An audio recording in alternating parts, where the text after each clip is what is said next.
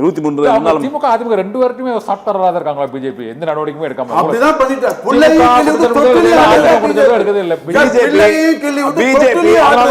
திமுகவோட சாதகமான ஒரு நிலையில இருக்கிற பேர் இருந்தா செந்தில் பாலாஜியை கைது செய்ய மாட்டாங்க. எங்களுடைய அண்ணன் முன்னாள் அமைச்சர் செந்தில் பாலாஜியை கைது செஞ்சிருக்க மாட்டாங்க. எத்தனை அமைச்சர்கள் மீது அவர்கள் இடி ரைடு வச்சாங்கன்றது எல்லாருக்கும் தெரியும். 2 நாளைக்கு முன்னாடி சென்னை உயர்நீதிமன்றம் அந்த டிரான்ஸ்ஃபார்மர் ஊழல சிபிஐ வழக்கு சொல்லி வந்து யாருமே கைது பண்ணல, செந்தில் பாலாஜி கைது பண்ணிருக்காங்கன்னு சொல்றாருல அவர். அப்ப கொஞ்சம் முதல்ல பண்ணிருக்காங்க, அப்புறம் பண்ணல. இல்ல அப்படி கிடையாது. முதல்ல ஒரு போக்கு கரெக்டா நீங்க சொன்னீங்க. முதல்ல ஒரு போக்கு, அதுக்கப்புறம் எதுவுமே பண்ணல. பத்திரிகையாளரா என்ன இல்ல அதிமுக ஆதரவாளரா இல்ல பாஜக ஆதரவாளரா அவர் நடுநிலையா விமர்சிக்கிறார். தவறு இல்லையா? அதிமுக நடுநிலையா கருத்து சொல்றாரு. 3 முகமும் எப்ப எந்த முகம் தேவைப்படுதோ அந்த முகத்துக்கு மாறிக்குவார். இன்னைக்கு அடுத்த நியாயம் இருக்கா இல்லையா? அவர் சொல்றதுல நியாயம் இருக்குங்களா? உறுதி செய்யப்படுறார். என்ன நியாயம்? அதிமுக பின்வாங்கிருச்சு. 54 55 சார். அங்க 2 உதவி சொல்லிட்டு நிக்கிறாங்க பாருங்க. கடைசியில அந்த 56 இன்னும் இருக்கு சார். அது வந்து வாக்குகள் வாக்கெடுக்கைகள் திருப்பங்கள் ஏற்பட்டுக்கூடியது. நீண்ட இழுபறிக்கு பின்னர் 2ஆம் இடத்திற்கு வந்திருக்கிறது திமுக கூட்டணி. துரை தமிழ்ச்செல்வனுக்கும் சற்று ஒரு மகிழ்ச்சியான ஒரு செய்தியாக மகிழ்ச்சியான செய்தி. ஆளுங்கட்சியா இருந்தா மகிழ்ச்சியா இருந்தா எதுக்குச்சியா இருந்தா என்னங்க உங்களுக்கு? வெற்றி தோல்வி 2மே சரிசமமா ஒரே நோக்கில் தான் இருக்கும். இப்ப வெற்றி பெற்றா தூக்கி தலையில் வச்சு டான்ஸ் ஆடுறது, தோல்வி அடைஞ்சா வீட்டுக்குள்ள போய் கதை சாதிக்கிறது, 2மே எங்களுக்கு குட்டுப்பட்டாலும் மோதிர கையால் குட்டுப்பட வேண்டும் என்ற கொள்கையில் நான் இருக்கிறேன். அப்போ அவரோட உங்களுக்கு பிடிக்கல. தாவேக்காவோட வந்து திமுக தோல்வி அடைந்தது நம்ம சொல்றோம்.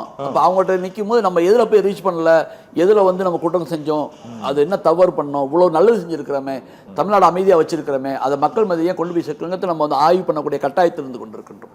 இது ஒரு சுய பரிசோதனை நமக்கு தேவை. திமுக 2 பேருக்குமே தேவை. திமுகவுக்கும் அதிமுகவுக்குமே அதிமுக அவங்களே பிரிஞ்சுக்கிட்டாங்க, சண்டை போட்டு பிரிஞ்சுக்கிட்டாங்க. அப்ப நம்ம அதை அதிகமாக திமுக கான்கிரீட்டா திமுக இனிமே வந்து பாத்தீங்கன்னா ஒரு இது வரும். இனிமே வந்து கனிமொழி அவங்க இப்ப புரிஞ்சுப்பாங்க. ஏன்னா இப்ப இங்க வந்து அந்த குடும்ப அரசியல் குற்றச்சாட்டு சொல்லவே இல்லையா? முதல்ல திமுக எதிர்ப்பு இல்லை. நீங்க மற்ற 3 தான் சட்டம் ஒழுங்கு போதை இந்த குடும்ப அரசியல் அது பெரிய எதிர்ப்பு இருக்காது. அது மிகப்பெரிய எதிர்ப்பு இருக்கு. இனிமே இப்ப வரும் பாருங்க. அடுத்து கனிமொழி அவர்கள் வருவாங்க. இந்த இது தோல்வி இதானதுக்கு அப்புறம் அங்கேயும் வரும் பாருங்க. இனிமே அடுத்து வரும் வருவாங்க. நடக்குதா இல்லையா பாருங்க. நீங்க அவரு நிறைய அண்ணன் ஜோசியமும் தெரியும். அவருக்கு அழகா சொல்லிடுவாரு. அவர் ஜோசியம் தெரியும், அவருக்கு திராவிடம் கூட கொஞ்சம் தெரியும். அப்புறம் திடீர்னு பாஜக லெப்ட் விங் எடுப்பாரு, திடீர்னு கம்யூனிசம் பேசுவாரு. அதனால பல ஆங்கிள் எங்கன்னா ரியாக்ட் பண்ணுவாரு. இப்ப ஆங்கிள் வந்து எனக்கு தெரிஞ்சு ஒரு ப்ரோ தாவேகா மாறதுக்கு வாய்ப்பு இருக்கு. அடுத்து அந்த முடிவை எட்டுவாரு எங்கன்னா. இப்ப நான் என்ன சொல்ல வரேன்னா, நீங்கள் சொல்லுகின்ற எதையுமே இப்ப சட்ட ஒழுங்கு பிரச்சனை இல்ல வந்து மகளிருக்கு வந்து பாதுகாப்பு இல்ல திட்டங்கள் முறையா மக்கள்கிட்ட போய் சேரல, இது எல்லாத்தையும் தாண்டிட்டு மீண்டும் ஒரு கருத்தை இங்க உறுதியா சொல்றேன். இங்க ஒரு திரைபிம்பம் வேலை செஞ்சிருக்கு.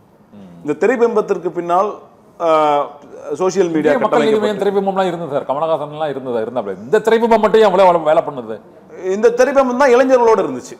கமலஹாசன் மேபி ஒரு 20 வருடங்களுக்கு முன்னால் வந்திருந்தா அது வேலை செஞ்சிருக்கும், என்னோட கணிப்பு.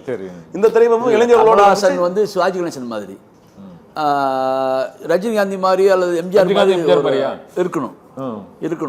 சிவாஜி கணேசன் வந்து மக்களால் அதிகம் போற்றப்பட்ட பாராட்டப்பட்ட எம்ஜிஆருக்கு நிகரான ரசிகரை பெற்ற அவருக்கு அந்த அரசியல் வந்து அவருடைய ரசிகர்கள் சிந்தனைக்குரியவர்கள். இவன் அரசியலுக்கு ஒத்து வர மாட்டாரு அப்படின்னு. இன்னொன்னு இருக்குது, திமுகவுக்கு எதிராக போல்டா சண்டை போடுறதுக்கு ஆள் இல்லாத ஒரு சூழ்நிலை இருந்தது. அது விஜய் தான் அதை கரெக்டா பண்ணாரு. அதனால மக்கள் அப்படி ஆதரவு ஒரு கருத்து இருக்கு. கோவிந்தராஜ் நீங்க எப்படி ஃபீல் பண்றீங்க? அப்படியா திமுகவுக்கு சரியான ஆப்போசிட்டா எடப்பாடி பழனிசாமி இந்த ஆண்டுகளில் செயல்படாத சூழ்நிலையில அவர்கள் வந்து விஜய ஒரு அதுக்கு எதிர்த்து அடிக்கக்கூடிய ஆளா இவரை தான் அவர் பார்த்தாங்க. ஏன்னா அவர் விஜய் பிரச்சாரத்தில் எங்களுக்கு டிஎம்கே தான் எங்களுக்கு போட்டி, அவங்கள தான் நாங்கள் எதிர்ப்போன ஒரு போல்டா ஒரு 2 வருஷம் தான், இந்த லாஸ்ட் ஒரு வருஷத்துல சொல்றாரு. அதை மக்கள் டக்குன்னு நம்பிட்டாங்களோ அப்படின்னு. அதாவது விஜய் போகக்கூடிய அந்த பரப்புரையில பார்த்தீங்கன்னா அவர் அதிகம் விமர்சித்தது திமுகவை தான். அவருடைய முதல் எதிரி திமுக அப்படின்னு தான் அவர் ஃபர்ஸ்டே சொல்லிட்டு இருக்காரு.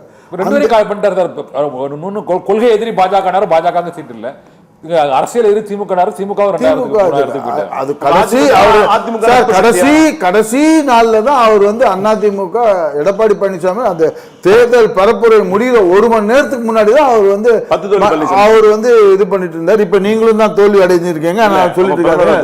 நீங்களும் தான் தோல்வி அடைந்தீங்க, திமுக திமுகவும் தோல்வி அடைஞ்சிருக்கிறது. சும்மா இனிமே அதை வச்சு ஓட்டாதீங்க. 10 தோல்வி 10 தோல்வி. உங்க முதல்வரே இப்ப தோல்வி அடைஞ்சிட்டு இருக்கிறாங்க, பின்னாடி முதல்வர் எடப்பாடி பழனிசாமி ஆரம்பத்துல இருந்தே முன்னிலையில இருக்காரு. முதல்வரே தோல்வியில இருக்காரு. ஸ்டாலின் அவர்கள் தோல்வி ஆரம்பத்திலிருந்தே தோல்வியில இருக்காரு. எடப்பாடி பழனிசாமி முன்னிலையில தான் இருந்துட்டு இருக்கிறாரு. அதனால நீங்க சொல்வதற்கு எந்த இதுவும் கிடையாது உங்களுக்கு.